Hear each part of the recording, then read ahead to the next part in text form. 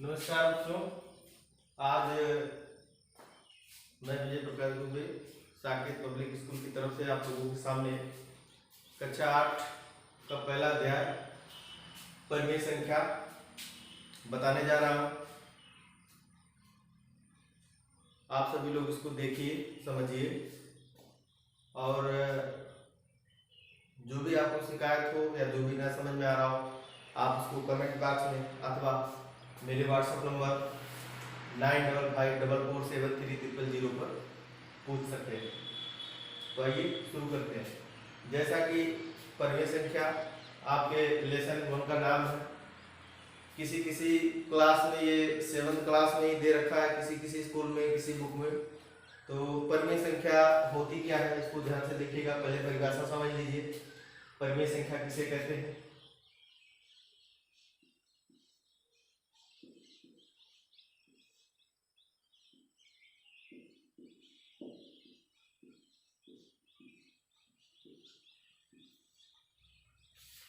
मतलब परिमेय संख्या का मतलब हो गया जब हम संख्या को P/Q यानी P/Q के रूप में लिख सकते हैं तो वह संख्या परिमेय संख्या कहलाती है।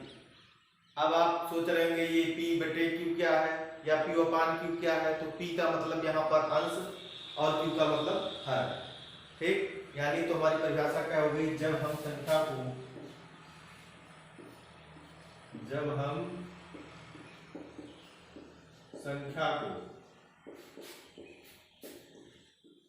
P/Q के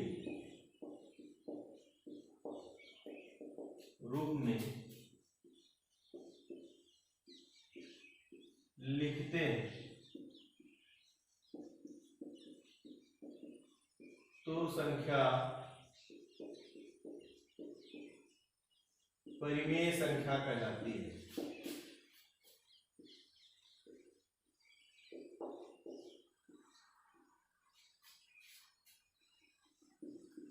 अब यहां पर ध्यान दीजिएगा, संख्या परिमेय संख्या हो गई। जैसे आपको ध्यान क्या देना है कि यहां पर जो Q है वो आपका 0 नहीं होना चाहिए। ठीक ना, ये नियम है। लेकिन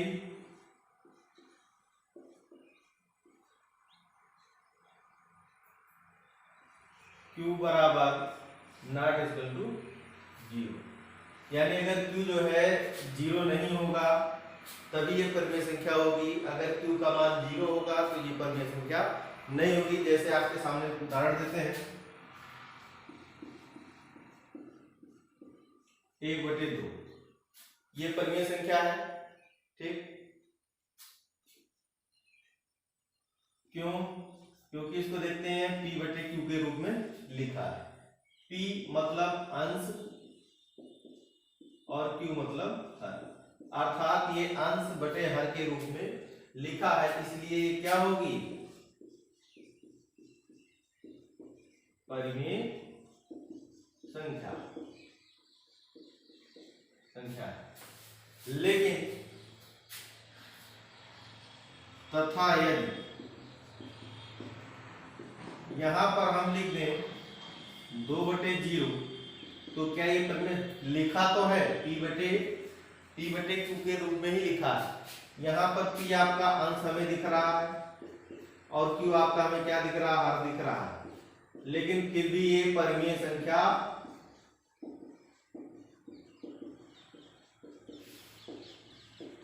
नहीं है। क्यों नहीं है? क्यों नहीं है?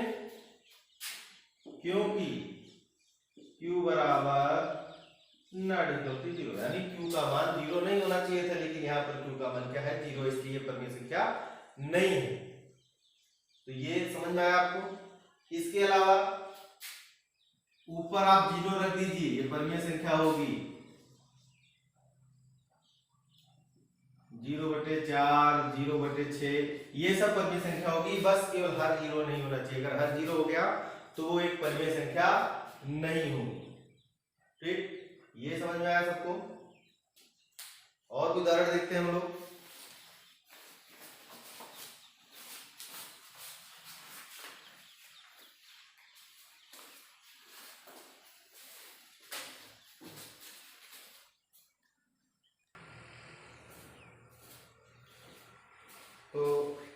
अभी आपने देखा परिमेय संख्या किसे कहते हैं। अब परिमेय संख्या के प्रकार देखिए। परिमेय संख्या दो प्रकार की होती है, ठीक।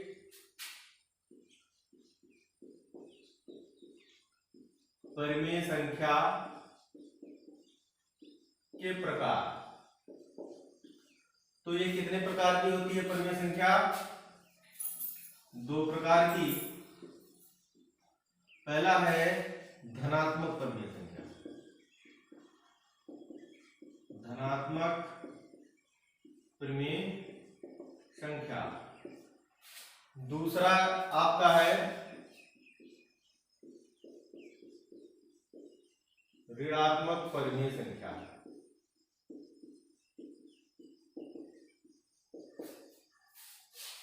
तो देखिए सबसे पहला नंबर आता है यहाँ पर धनात्मक परिमेय संख्या का। तो हम लोग धनात्मक परिमेय संख्या समझेंगे। धनात्मक परिमेय संख्या यहाँ पर समझेंगे।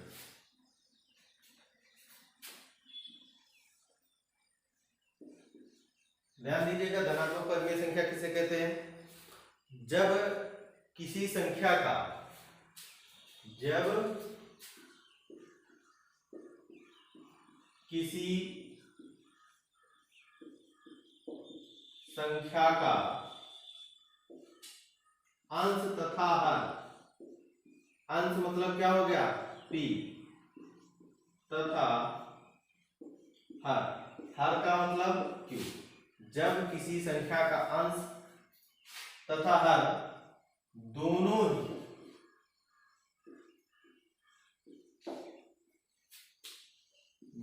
ही कैसा होना चाहिए? दोनों ही धनात्मक हो।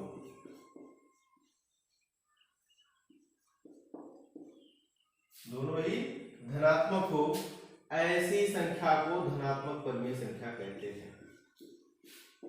ऐसी संख्या को धनात्मक परिमेय संख्या कहते हैं। धनात्मक परिमेय संख्या कहते हैं, ठीक। उदाहरण के लिए आप लिख सकते हैं 3/7, 5/7, मतलब कुछ भी लिखिए धनात्मक संख्या। जैसे देख लीजिए, उदाहरण देखिए, जैसे 1/2। यहाँ पर देखिए अंश जो है वो भी प्लस में है और हर जो है वो भी प्लस में। 2/4 ले लीजिए, 4/8 ले लीजिए, ठीक, कुछ भी ले लीजिए। अंश और हर कैसा होना चाहिए? अगर अंश और हर प्लस में है तो वो संख्या धनात्मक होगी। इसी क्रम में हम लोग लिख लेते हैं -4/- है। अब आप लोग कहोगे इसमें हर भी माइनस में है, तो ये कैसे धनात्मक संख्या हुआ? तो आप याद रखिए, जब अंश और हर दोनों माइनस में होता है तो माइनस से माइनस कट जाता है, इसलिए बचता क्या है? सिर्फ प्लस बचता है, ठीक। इसलिए ये भी क्या है? धनात्मक परिमेय संख्या है। इसको अपने दिमाग में सभी लोग रखेंगे, ठीक है ना। तो ये चीज समझ में आई, धनात्मक परिमेय संख्या सबको, आशा करता हूं समझ में आ गया होगा। अब हम अगले क्रम में चलते हैं, ऋणात्मक परिमेय संख्या। ऋणात्मक परिमेय संख्या में बस थोड़ा सा हमें बदलना है। देख लीजिए क्या बदलना है। ये हो गया आपका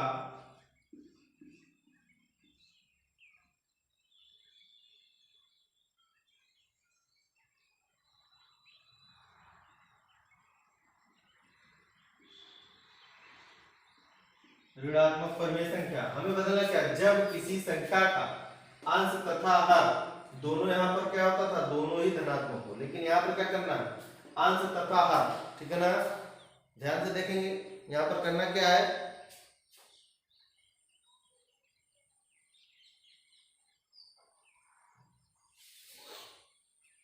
आपने भी समझा, धनात्मक में क्या समझा कि दोनों ही कैसे थे? धनात्मक थे। लेकिन इसमें क्या है ऋणात्मक में? जब किसी संख्या का अंश तथा दोनों में से कोई भी एक अगर माइनस में, दोनों ही धनात्मक हो। अब यहां बदल देंगे, दोनों में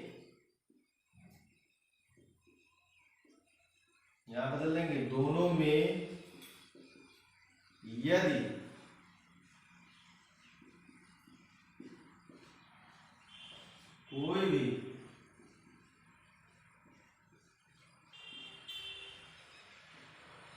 ऋणात्मक हो, यानी कोई भी संख्या चाहे अंश हो या हर हो, दोनों में से अगर एक आपका निगेटिव है तो वो पूरी परमीय संख्या कैसी परमीय संख्या हो जाएगी? ऋणात्मक परमीय संख्या हो जाएगी। ठीक, उदाहरण सेम है, देख लीजिए, जैसे -1/2 ये भी आपका ऋणात्मक परमीय संख्या है। 2/-4 यानी माइनस चाहे ऊपर हो चाहे नीचे हो, कहीं भी होना चाहिए, तो वो कैसी परमीय संख्या कहलाती है? ऋणात्मक परमीय संख्या कहलाती है। यहां हो गया। ठीक, ये सबको समझ में आया होगा।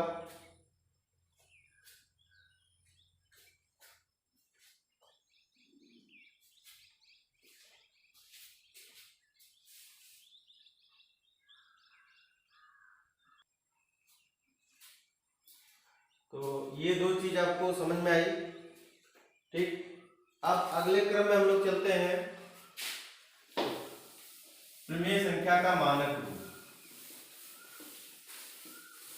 आज पहला वीडियो है इसलिए थोड़ा डस्टर नहीं है हमारे पास, फिर भी आप लोगों को डस्टर से कोई मतलब नहीं, आप पूरा ध्यान से पढ़ाई पर लगाइए, वो मेरा काम है।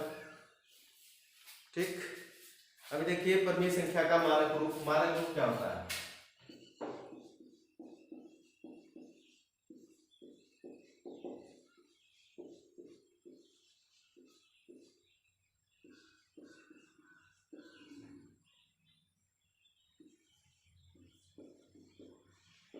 का मानक रूप मैं बताने जा रहा था। वीडियो को थोड़ा पॉज किया गया क्योंकि पहले मैंने इसे लिखा, अब लिख लिया है तो आपको समझाने में थोड़ा आसानी होगी। आप लोग देखिए समझिए, परमीय संख्या का मानक रूप वह होता है जब हम देखते हैं अंश और हर दोनों का, यदि हम मासा निकालते हैं तो उसका मासा कितना आना चाहिए? 1 आना चाहिए। ठीक, और जो हर होता है वो हमेशा धनात्मक होना चाहिए। अगर इस प्रकार से होता है तो वो परमीय संख्या का मानक रूप होता है। जैसे कि उदाहरण देख लीजिए, जैसे कहीं पर लिखा हुआ है 6/7। अब 6/7 का यदि हम मासा निकालते हैं तो 6 और 6/7 का मासा ये कितना आता है? 1 आता है। तो यदि मासा 1 है और हमें हर कैसा दिखाई दे रहा है? हर कैसा दिखाई दे रहा है? धनात्मक। तो ये क्या है? ये परमीय संख्या का मानक रूप है। ठीक, अगर यहाँ पर 6/-7 होता तो वो परमीय संख्या का मानक रूप नहीं होता। उसको मानक रूप में बनाने के लिए हम क्या करते? उसके हर को धनात्मक बनाते। अब हर को कैसे धनात्मक बनाया जाएगा या अंश को कैसे धनात्मक बनाया जाएगा, ये अभी आप आगे। अगला टॉपिक है अंश को धनात्मक बनाना। बहुत ही सिंपल है, बहुत ही सरल है, ध्यान दीजिएगा कैसे बनाते हैं। जब अंश माइनस में दिया तो हम क्या करेंगे? अंश और हर दोनों में -1 से गुणा कर देंगे। ठीक है ना? लिखेंगे अंश को धनात्मक बनाने के लिए, धनात्मक बनाने के लिए अंश तथा हर दोनों में -1 से, अंश तथा हर दोनों में करना है, दोनों में -1 से गुणा करते हैं। उदाहरण देख लीजिए, जैसे दिया गया है आपका -2/3 और कहा जा रहा है इसके हर को, अंश को 2/3 दिया गया है ना, के अंश को धनात्मक बनाइए।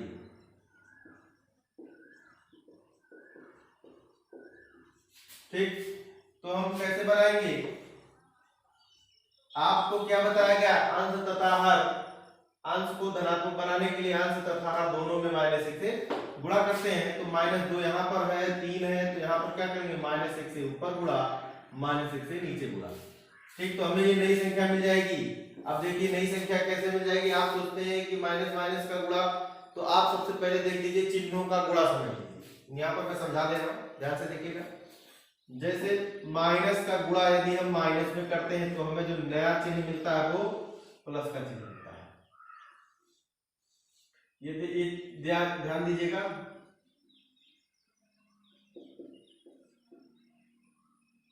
चिन्हों का गुणा,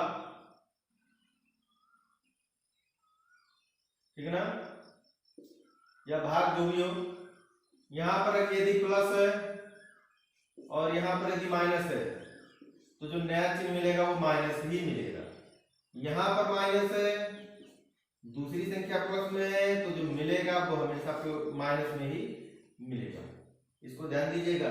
पहला चिन्ह यदि प्लस है, दूसरा चिन्ह भी यदि प्लस है, तो जो भी मिलेगा वो प्लस में मिलेगा। तो इस चीज को ध्यान दीजिएगा। ये यहाँ पर है, यहाँ माइनस का गुणा माइनस में किया गया तो किसका चिन्ह मिल गया? प्लस का चिन्ह मिल गया। 2 का गुणा 1 में किया गया तो 2 मिल गया। 3 का गुणा, यहाँ देखिए यहाँ पर जहां कोई चिन्ह नहीं होता वहां पर प्लस का चिन्ह माना जाता है, ठीक है ना। तो यहाँ पर प्लस का चिन्ह, माइनस का गुणा प्लस में किया, ठीक।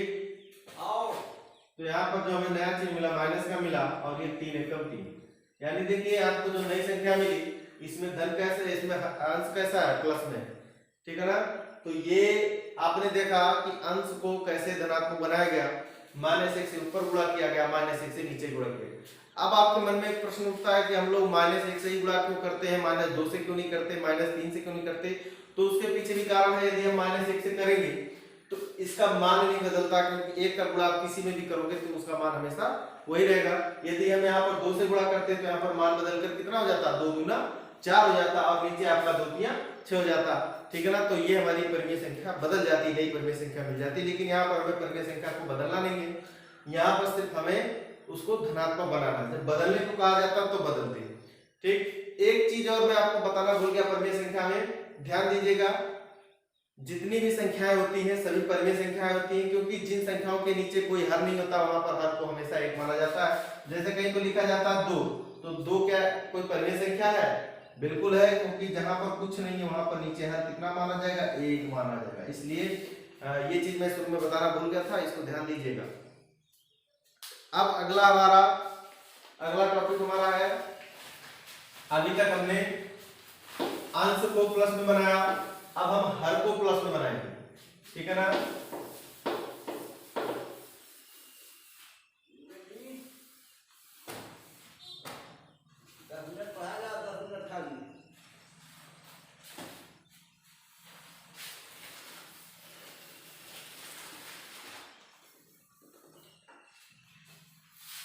देखिए ज्यादा कुछ अंतर नहीं है, दोनों में सेम है। यहाँ हम हर को धनात्मक बनाएंगे, धनात्मक बनाना, तो हर को धनात्मक बनाने के लिए अंश तथा हर दोनों में -1 से ही गुणा कर देते हैं। क्यों? यहाँ पर अंश रहेगा, यहाँ पर हर रहेगा, बाकी प्रक्रिया सेम रहेगी, ठीक ना। उदाहरण में देखिए, जैसे कहा गया आपका वही सेम उदाहरण देखिए, -2/3 को, -2/3 के हर को धनात्मक बनाइए।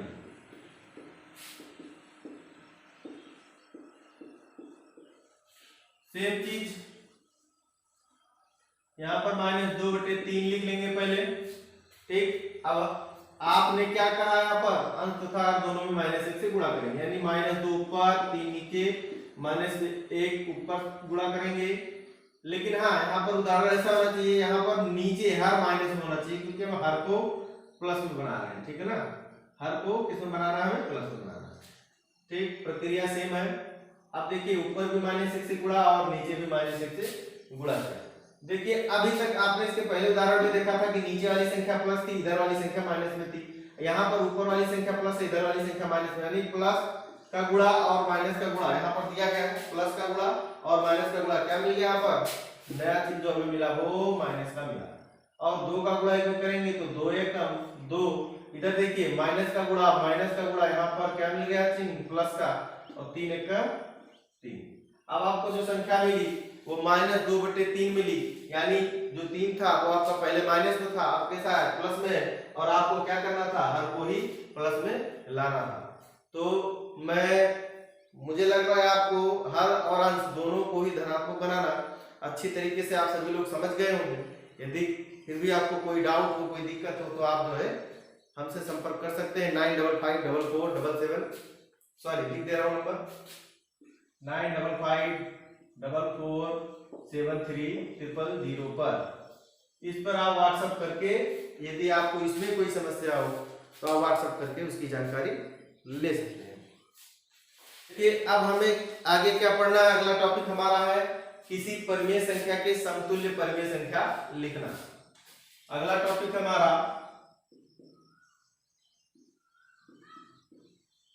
किसी परिमेय संख्या के समतुल्य परिमेय संख्या के समतुल्य परिमेय संख्या लिखना।